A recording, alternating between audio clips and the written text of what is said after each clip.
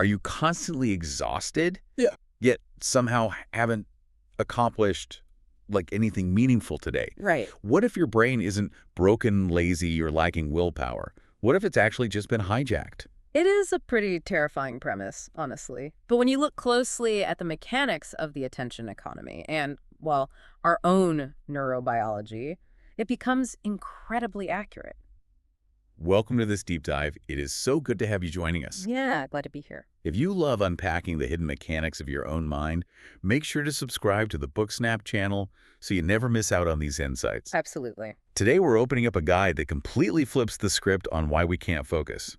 It reveals that the endless scroll isn't just killing our time, it's actively rewiring our drive to live. Which sounds extreme, but it's true. And it offers a shockingly simple, scientifically backed way out. We are pulling all of this from the core concepts in a book called The Dopamine Reset. Right. And to be clear right up front, the goal of this material isn't to make you feel guilty about your screen time. Far from it, yeah. The author isn't interested in scolding anyone or suggesting we all need to, retreat to a cabin in the woods and abandon modern technology entirely. Thank goodness for that. Right. Instead, the book diagnoses a mechanical failure in the brain's reward system. The overarching argument is that we haven't lost our ambition or our intelligence. So what have we lost then? What we've lost is our ability to tolerate the mere absence of constant high-volume pleasure. Oh, wow. That hits hard. Because I hear people use the word dopamine all the time. You know, I need a dopamine hit, or that was a rush of dopamine, and they always use it to mean happiness or pleasure. Exactly. But to understand how the machinery broke, we really have to clear up what dopamine actually does, right? We do. That is probably the biggest, most pervasive myth in modern pop psychology right now. That it's the happiness hormone. Yeah. Dopamine is not the happiness molecule. Biologically speaking, it is the molecule of drive. Yeah. It is the hormone of motivation and anticipation. It's the chemical spark that makes you willing to endure effort in order to achieve a goal. Wait, really? So it's the engine that gets you there, not the actual destination itself? That is a great way to put it. Historically, from an evolutionary standpoint, dopamine rewarded real, tangible effort. Right. Imagine our ancestors. You hunt for food, you learn a complex survival skill, you navigate a difficult social dynamic. All things that take work. Exactly. You expend significant energy, and your brain releases dopamine to say, yes, that was worth the struggle, keep doing that, it keeps us alive. But today, I don't have to hunt for food or build a shelter. I can literally just lie in bed and swipe my thumb. And that is the crux of the problem. That exact same evolutionary drive, the one designed to make you build and survive, is being drained in seconds. By screens and stuff. By screens, short-form videos, constant notifications. The brain cannot distinguish between a real, hard-earned reward, like finishing a difficult work project, and a fake, effortless reward. Like getting 100 likes on a photo. Right. It only responds to the volume of stimulation. Okay, let me see if I have this right. If the brain is just responding to volume, it's going to get totally overwhelmed by the sheer amount of digital stimulation we throw at it. It does. It's like building a tolerance to extremely spicy food. If I start eating the absolute hottest ghost peppers every single day, my taste buds adapt, right? They have to. They numb out just to survive the onslaught. And then when someone serves me a perfectly good, normal meal like a roasted chicken, it basically tastes like cardboard. That is a perfect analogy. So I'm not lazy, and the chicken isn't bad. My baseline threshold for spice is just completely out of control. Yes, exactly. But exactly how does the brain do that numbing, though? Is it an actual physical change? It is a very real physical change. When you get flooded with cheap stimulation, your brain gets completely overwhelmed by the neurochemical activity. So what does it do? To protect its own delicate balance, the brain literally downregulates. It removes dopamine receptors. Imagine a baseball game where dopamine is the ball and your receptors are the catcher's mitts. Your brain literally starts hiding the catcher's mitts. So there are physically fewer ways for my brain to process motivation. Yes. The book calls this stimulation inflation. Stimulation inflation. Right. Because your brain has reduced its receptors to survive the ghost peppers of social media, normal, healthy tasks start to feel agonizing. That explains so much. Right. Reading a book, Doing deep work or just having a quiet conversation doesn't provide enough dopamine to register on your depleted receptors. Because the catcher's mitts are hidden. Exactly. This is why focus doesn't just vanish overnight. You don't wake up one Tuesday and suddenly lose the ability to read. Right, it's a process. It erodes slowly through fragmented attention and a constant frantic running away from boredom. Which perfectly explains this concept of chronic mental fatigue the author talks about. You know that feeling when you've been sitting on the couch all day doing absolutely nothing but scrolling on your phone? Oh, I know it. And yet, you feel physically and mentally exhausted. Yeah. You aren't actually tired from working hard. You are exhausted from the constant, rapid-fire context switching between different hyperstimulations. Your brain simply wasn't designed for this rhythm. It was built to focus, then rest, then focus again. And scrolling ruins that. The endless scroll deletes the rest phase entirely. Your cognitive engine is redlining all day long without ever actually putting the car in gear. Okay, so if my receptors are hidden and my taste buds are numbed by this extreme digital spice, my immediate instinct is to just starve myself. Which is what everyone tries to do. Right. I want to say, okay, that's it. I'm locking my phone in a safe. I'm deleting every app and I'm going cold turkey. Yeah. But the source is explicitly warned against this kind of forced, harsh deprivation. Why shouldn't I just fast from screens to force my receptors to come back? Because forced extreme deprivation creates massive internal resistance. When you suddenly cut off all stimulation, your brain doesn't think, oh good, we are doing a healthy dopamine reset. What does it think? Your brain perceives a severe threat. It interprets the sudden drop in dopamine as a famine. Oh, so it panics. Exactly. It spikes your stress hormones. You might be able to white-knuckle your way through that panic for a few days, but relying purely on willpower against a biological survival mechanism. It's a losing battle. It almost always leads to an eventual massive explosion of binging. So a true reset isn't just about depriving yourself of dopamine. Not at all. A true reset is about putting dopamine back in the right place. The goal is to relink dopamine to rewarding effort, rather than having it precede effort. Can you break down what you mean by preceding effort? Sure. Think about your morning routine. If you get a massive spike of effortless pleasure before you've done anything like lying in bed scrolling through highly curated videos for an hour before you start your workday, Which so many of us do. you have completely killed your motivation to do any actual work. You've given the brain the reward without demanding the energy expenditure. Right, the brain's like, I already got the prize, why would I work now? Exactly. But when pleasure comes after the effort, it builds positive, sustainable behavior. Then a dopamine reset really just means temporarily lowering the excess digital noise so the brain's natural sensitivity can heal and return. Yes. We aren't throwing the smartphone into the ocean. We're just turning down the volume of the blasting siren we've been living next to. And a huge part of turning off that siren involves reframing how we view boredom. Oh yeah, this part is fascinating. We treat boredom like a terminal illness today. We kill it the second it appears in an elevator line or at a red light. We immediately reach for the phone. Right. But boredom is not the enemy. The book frames boredom as the natural gateway to deep focus. Okay, explain that. It is the necessary, quiet space where your nervous system recalibrates and your dopamine receptors slowly start to uncover themselves. So theoretically, I am totally on board. We are rebalancing, letting the receptors heal, and making peace with boredom. Sounds good on paper. Right.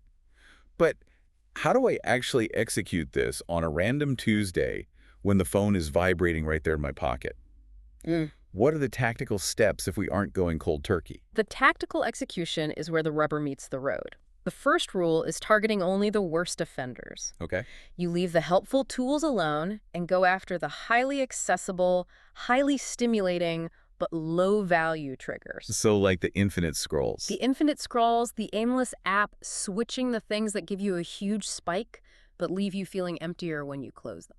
The book points out something really counterintuitive here regarding anticipation. I always thought the problem was the video or the article itself. Most people do. But the author says dopamine is driven heavily by the anticipation of a reward, even more than the reward itself. That is a crucial biological mechanism. If your phone is sitting face up on your nightstand, your brain anticipates the scroll before you even open your eyes. Oh, wow. The dopamine spike happens while you are reaching for the device. So how do we stop that? By adding simple physical friction like charging the phone in another room or keeping it on grayscale or refusing to open apps in the first hour of waking, you drastically reduce that anticipatory spike. You are breaking the automatic loop. Exactly. You're putting up smart barriers. not prism walls. To help with this, the book categorizes digital triggers into 3 types: destructive, neutral, and constructive. I found this framework incredibly helpful for a normal working person. Yeah, let's apply that to a typical day. Destructive triggers are exactly what they sound like. The bad stuff. Right. They steal your time, shatter your focus, and offer zero long-term value. Doom scrolling through outraged news at 11 p.m. is a perfect example. Then you have neutral triggers.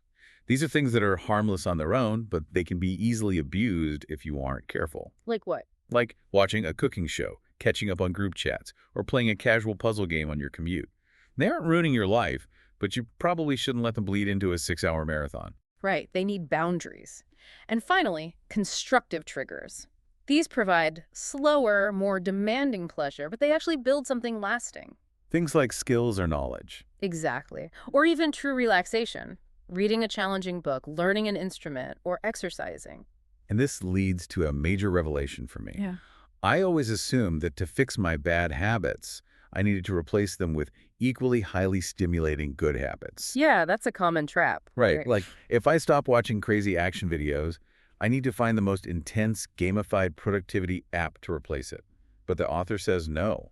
We actually need to actively invite effort back into our lives. We have conflated effort with exhaustion in our culture. But healthy effort isn't exhausting. It is a healthy, grounding challenge. Okay, how so? Well, remember what we said about dopamine and anticipation? Dopamine naturally spikes when we are actively approaching a meaningful goal, not just when we achieve it. So the biological sweet spot is the process of doing the work itself. Yes. Doing a short, intensely focused work session where you actually have to think hard. Or taking a quick walk outside where you break a sweat. Real effort. Right. These small, tolerable efforts are infinitely better for healing your receptors than trying to make massive, unsustainable leaps in productivity. And the physical movement part, just taking a walk, seems vital. It physically reminds the brain and the nervous system that a real 3-dimensional world exists outside that glowing rectangle. It really does. It forces your processing speed back to a human baseline. It grounds the nervous system. It forces your brain to process reality at the speed of nature rather than the hyperspeed of an algorithm designed to extract your attention. So true. But let's be completely realistic for a moment. Even with the best tactics, the phone is in the other room. I'm taking my daily walks. I'm categorizing my triggers. Friction inevitably fails. It always does eventually. Right. You have a terrible day, your boss yells at you, you're exhausted, and suddenly you realize you've been staring at short-form videos for 2 solid hours on the couch. That brings us to the most critical phase of this entire methodology, navigating relapses. Because relapse is a guaranteed part of neuroplasticity. Guaranteed. Guaranteed. Your brain naturally resists change. It is deeply wired to seek the familiar, easy path to conserve energy. See, usually if I break a streak, my internal monologue gets incredibly toxic. Oh, same. I beat myself up and assume the whole endeavor is ruined. I think, well, I scrolled for an hour. My dopamine reset is a failure. I'm just broken. Might as well keep going until midnight. Or what the hell effect? Exactly. But the author treats a relapse almost like a diagnostic tool. The author makes a brilliant distinction between falling and giving up. They are two entirely different psychological events. Okay, break that down. Falling is just a moment of weakness. It is biology temporarily winning out over intention. It happens to literally everyone. While giving up is an internal, active decision to quit the entire process. Exactly. When you fall back into an old habit, it's just your biology trying to conserve energy in a moment of depletion. Every time you catch yourself failing, you are actually leaving a neurological mark of awareness. So it's actually helpful. Yes. You are noticing the slip, which is the first step in regaining control. So when I relapse, the worst thing I could do is turn it into an identity. I shouldn't say, I am a weak person with no self-control. No, absolutely not. I need to use the relapse as raw data. I have to pause and ask the critical question. Why did I just scroll for an hour? Was I tired? Was I stressed out about an upcoming deadline? Was I feeling isolated and lonely? So getting to the root. Right. The destructive behavior is rarely about genuinely seeking joy. It is almost always a symptom. It's a blunt instrument you're using to numb a negative feeling or temporarily forget a stressor. Because if we don't address the underlying psychological need, the loneliness or the burnout, the behavior will just find another way to surface, won't it? 100%. We can't just rely on raw willpower to fight those symptoms. Yeah. Willpower is a heavily finite resource. It depletes as you make decisions throughout the day. By 8 p.m., your willpower is running on fumes. Yeah, tell me about it. If you are relying on sheer mental strength to not pick up your phone when you are stressed and exhausted, you will lose every time. Then building a sustainable system means taking willpower out of the equation as much as possible. Exactly. You have to build a protective environment, make the destructive things physically hard to reach, and the constructive things incredibly easy. You leave a compelling book right on your pillow, but you put the television remote in a drawer in another room. Out of sight, out of mind. You delete the social media apps from your phone and force yourself to log in on a desktop browser. And alongside that physical environment, you establish a daily rhythm. Stable sleep, designated work times, and crucially designated rest times. Right. When your brain has a predictable rhythm, it feels safe. It knows when the effort is required and when the rest is coming. That makes sense. That predictability drastically reduces the brain's frantic craving for random, chaotic stimulation. So we've built the system. We know the biology of how the receptors heal, and we know how to handle the inevitable stumbles without giving up. Right. But I think what the listener really wants to know is, what does the finish line actually look like? If I do all of this, how do I know it's working? The beautiful part of this process is that success isn't a sudden, cinematic burst of euphoria. It doesn't look like a fireworks show. What does it look like? It looks like stability. It looks like a profound sense of calm. It's the quiet, subtle signs that your dopamine is finally working for you again, driving you toward your goals instead of pulling you away from them. One of the very first signs of success is that focus no longer feels physically painful. Oh, that sounds amazing. It really is. You can sit down to do a complex task, and you don't feel that violent, itchy urge in your skin to flee your work every 60 seconds. You actually become comfortable with boredom. You allow it to be a quiet space where ideas can form naturally, rather than a terrifying void you have to instantly fill with digital noise. And because you've allowed that extreme noise to drop, your receptors heal. The simple things regain their natural flavor. The roasted chicken instead of the ghost peppers. Exactly. A walk in the park without headphones, a real uninterrupted conversation with a friend, reading a few pages of a novel they suddenly feel genuinely rewarding again. Your baseline for pleasure returns to a human scale. I think my favorite part of this outcome is that there is so much less guilt. Because when you do choose to engage in pleasure, even if it is watching a show or playing a video game, it becomes a conscious, deliberate choice. You are opting in. Yes, it's no longer a frantic, mindless escape from your own life. This entire methodology isn't about turning you into some hyper-optimized productivity robot who never has a moment of fun. It is about coming back to yourself. It is about making peace with the fact that effort is a necessary and rewarding part of life. You are reclaiming your freedom to choose exactly how you spend your time. Because it is your time. It is your one life, and you shouldn't spend it as a passive passenger to an algorithm designed by someone else. You are taking the steering wheel back. You are deciding what has value, rather than letting a screen decide for you. Which brings us right back to where we started, but with a new perspective to consider. Oh, yeah. Yeah. Think about this. If our neurobiology, our very drive to live and act, can be this easily hijacked by generic algorithms and endless mindless scrolls, what happens in the very near future when AI can hyper-personalize that digital stimulation specifically to your unique psychological profile? Wow. Yeah, that's a chilling thought. Right. If we don't master our dopamine reset today and learn to protect our receptors now, how will we possibly defend our free will tomorrow?